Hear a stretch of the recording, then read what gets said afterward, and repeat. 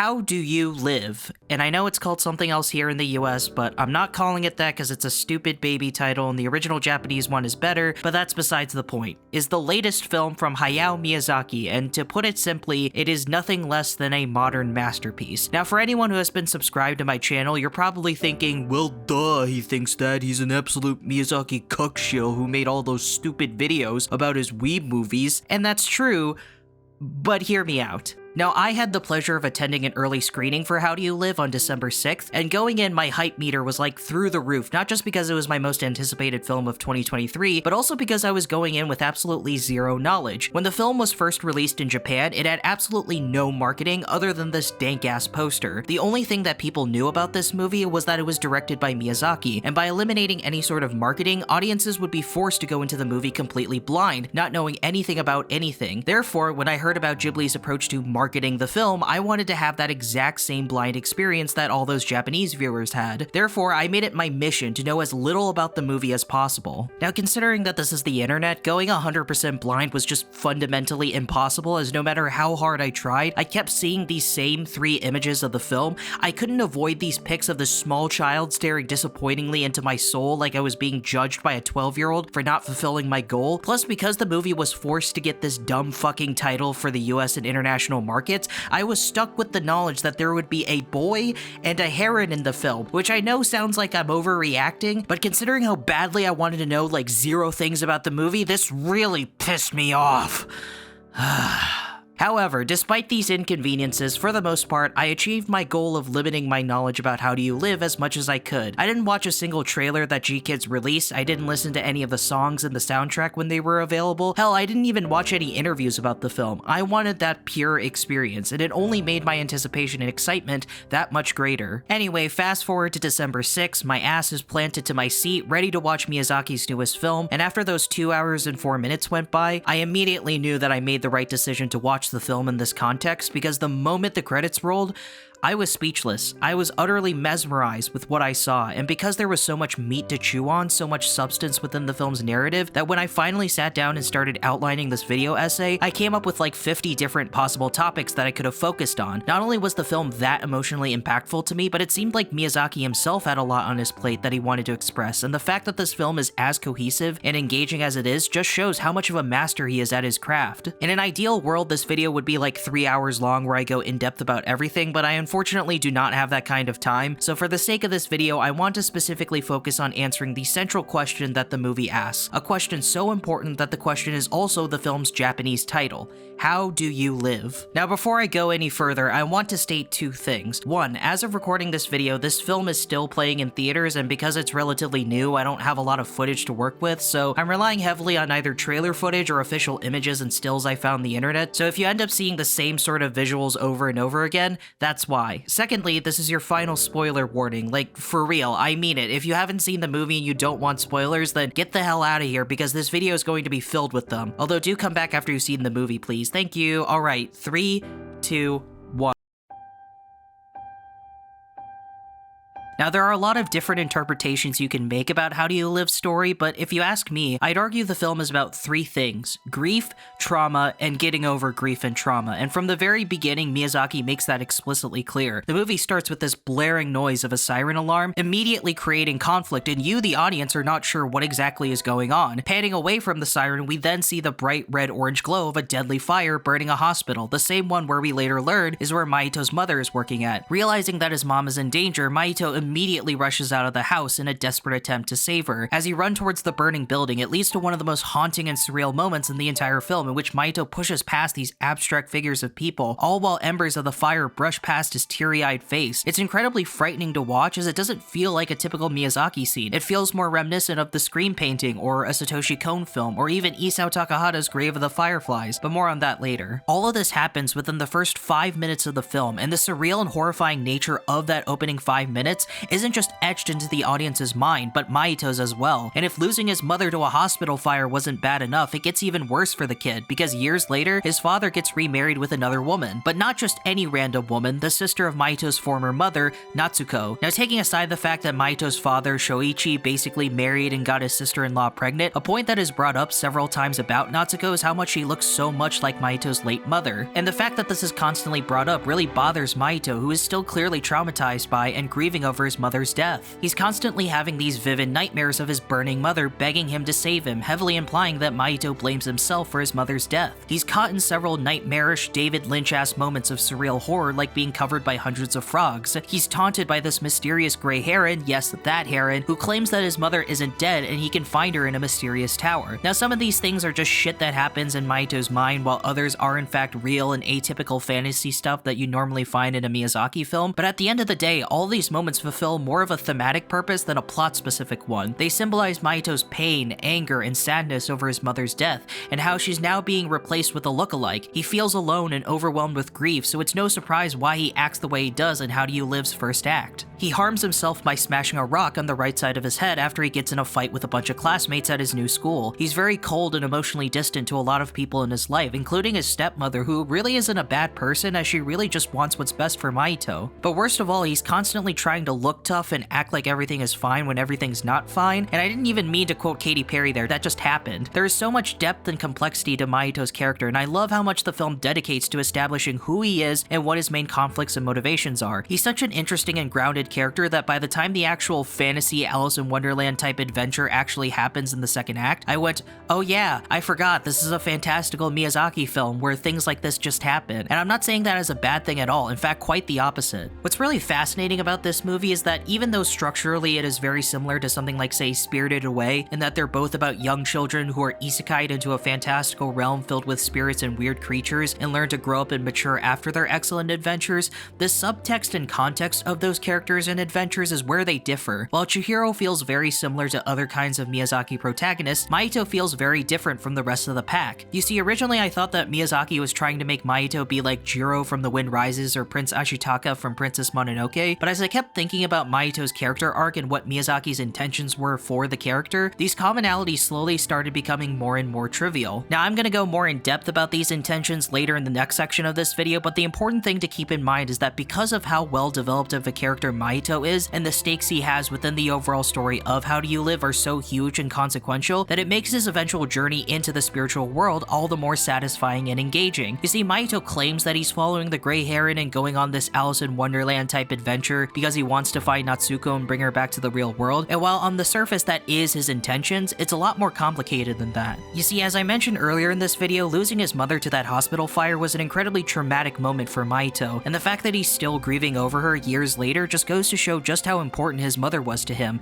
and why he's so cold to his new mother. However, despite how Mahito feels about Natsuko, he still recognizes that not only is she an important person in his father's life, but she's also an important person in his life as well, whether he wants to admit that or not. While Natsuko will never replace his actual mother, she is still an important motherly figure that he feels is his responsibility to protect. It's honestly what makes Mahito's journey that much more powerful and mature, because he already failed to save his own mother to the burning hospital, and he doesn't want that to happen again. He doesn't want Natsuko to share the same fate his mother had, and he's damn well not gonna just sit around and do nothing when he has a chance to save her. Mahito's mother may be gone, but he still has a mother worth rescuing and protecting, and this motivation, his drive to fulfill his goal, is what makes both Mahito and his journey truly special. But speaking of mothers, remember when I said earlier that the Grey Heron taunts Mahito for thinking that his mom is dead and that she's actually still alive? Well, technically he wasn't exactly lying, because his mom is still alive and living in this spiritual realm, though not in the exact same way that Mahito may remember her. You see, during the scene in which Mahito and a young Kiriko are watching a bunch of Warawara ascend into the sky and are being eaten by hungry pelicans, they are saved by a mysterious fire lady named Lady Himi. When Mahito confronts the mysterious girl and asks her if she knows where Natsuko is, she responds by saying that Natsuko is her sister, which,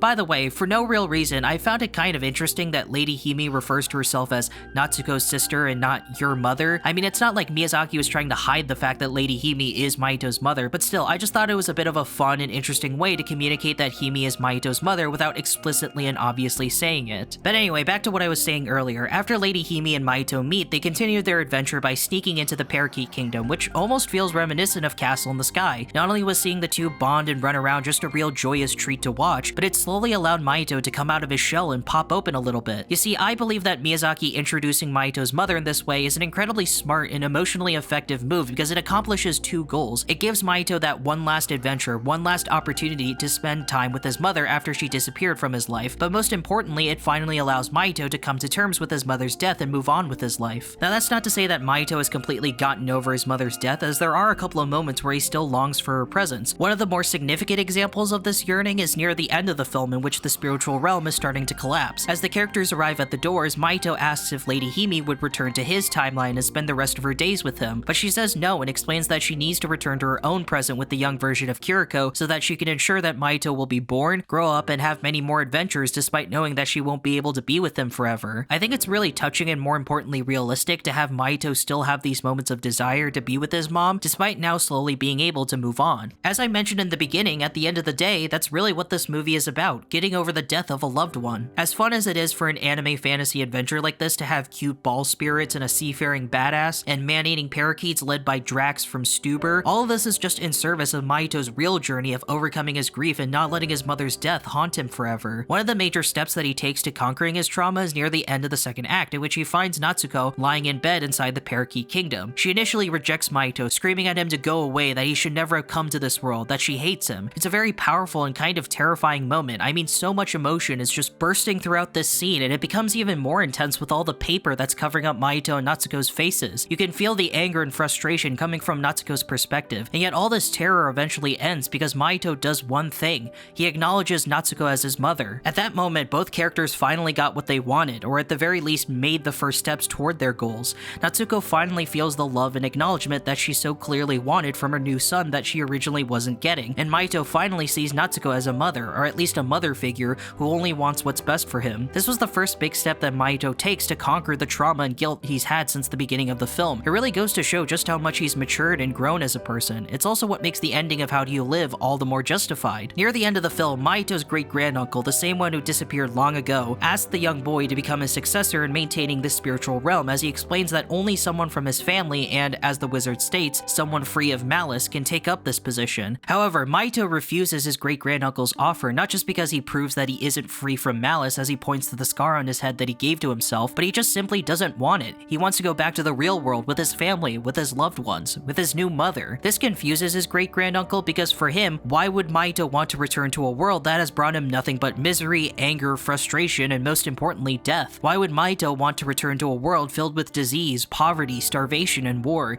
which is an especially interesting thing to point out considering that the film takes place during the height of World War II? Why would Mahito want to return to a world that took away his mother when he could just stay in this world and be with his mother forever? These are all good points, but at the end of the day, that doesn't matter. Yes, the idea of living in this fantasy world where his mother is still alive is appealing, but that's all just an illusion. That's just another avenue for Mahito to keep running away from his problems. Mahito can't truly bring his mother back, and while he knows that his mother will always be there for him in spirit, physically she's gone and she's not coming back. Therefore, Mahito would rather return to the human world, because unlike in the fantasy world, there are people who actually need him, who love him and want to spend their lives with him. He knows his father needs him, the maids at the house need him, and most importantly, Natsuko, his new mother, needs him. Despite not saying anything, his great-granduncle respects this decision, but more importantly, it's a decision that Lady Hime respects as well. Before they return to their respective timelines, Hime hugs Mahito, letting him know not only how proud she is of him, but how much she loves him. In the end, Mahito made the right decision, and Lady Hime wants his son to know that, as this will be the last time they ever see each other. This is the very last thing Mahito needed to finally come to terms with his mother's death, to finally move on from what had happened in that hospital fire, to finally move forward and away from the guilt. As I mentioned before, the central question is also the title of the movie, How Do You Live? And by the end of the film, Mahito finally has his answer to that question.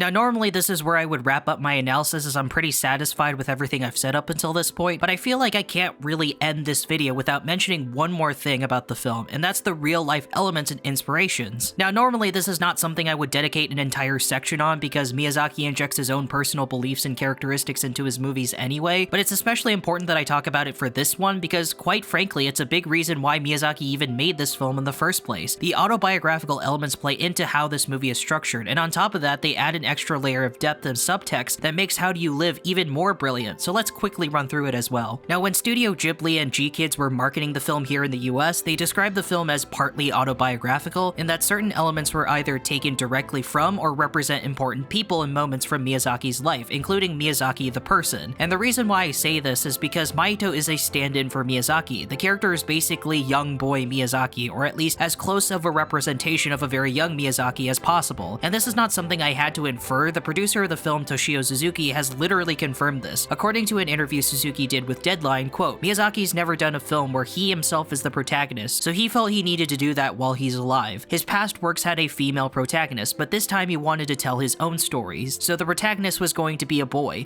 As a producer, I wasn't sure of that because looking at a lot of not just animation but live action films, I thought that female protagonists would draw more audiences. That's why I wasn't too sure with the idea of having a boy protagonist, but Miyazaki insisted that this time, because it's based on himself, he's going to tell a story of a real-life boy, not just an ideal character who's very perfect and positive. He wanted to portray someone that has these very complex feelings inside him, sometimes ill will or malice, and how that boy at a young age would overcome those things." Now, Mahito being a young Miyazaki makes a lot of sense as they do have many similar parallels. For example, both grew up during World War II, both of their fathers were wealthy factory owners who manufactured parts for fighter planes that were used in the war, but most importantly, they were very close to their mothers. Now, while Miyazaki's actual mom, Yoshiko, didn't die from a hospital burning, she did suffer from spinal tuberculosis, a condition which often left her bedridden either at a hospital or at home. However, despite her disease, Yoshiko Miyazaki always made sure to become a strong and inspiring role model for the young Hayao, and because of that, Hayao adored and looked up to her mother. According to Goro Miyazaki during a 2005 interview at The New Yorker by Margaret Talbot, quote, "She exerted a huge influence on Miyazaki. When he was young, he had all these questions, big ideas, and it was his mother he could talk to about them.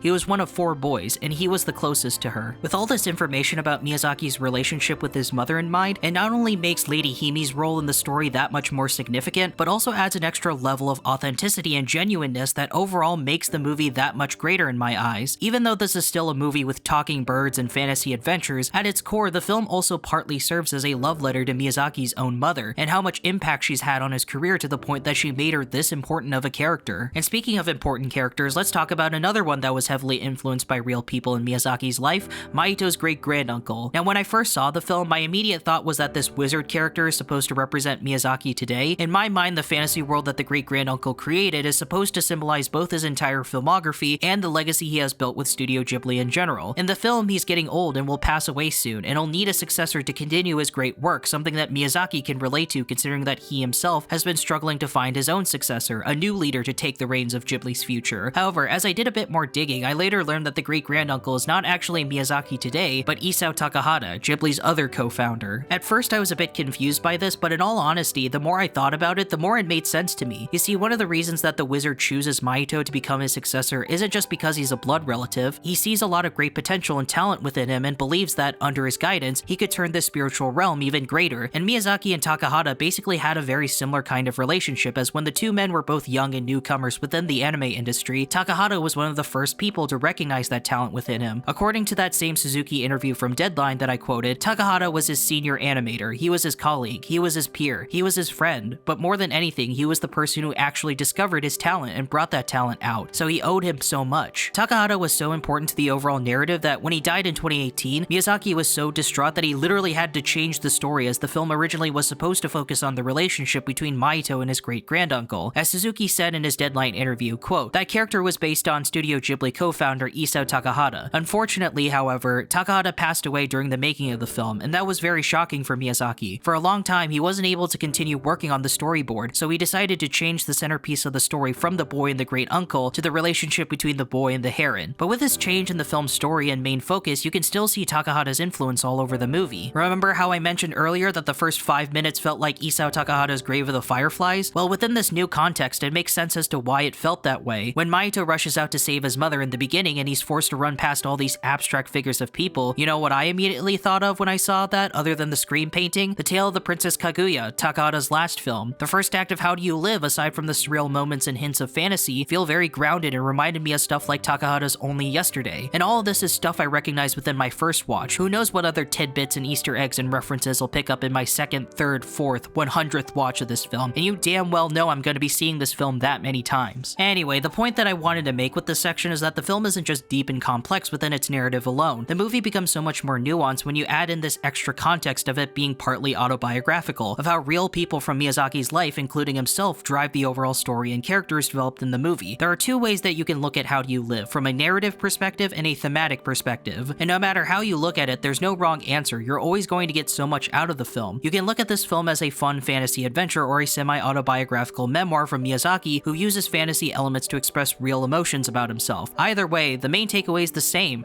that you just saw an amazing movie. Anyway, that's where I'm gonna end this video for now. Believe it or not, I actually have way more things to say about this film. I wasn't kidding when I said this video could have been 3 hours long. That's seriously how much I have to say about this film. Like, I haven't even gotten to Joe Hisaishi's score or the significance of birds throughout the film. As I said before, I have a lot to say, but I think for now I'll end it here, because at the end of the day, this is what I wanted to talk about most. From the very first poster of this film, Miyazaki is already asking the main central question: how do you live? And if you ask me, I think Miyazaki's answer to this question is a damn good one.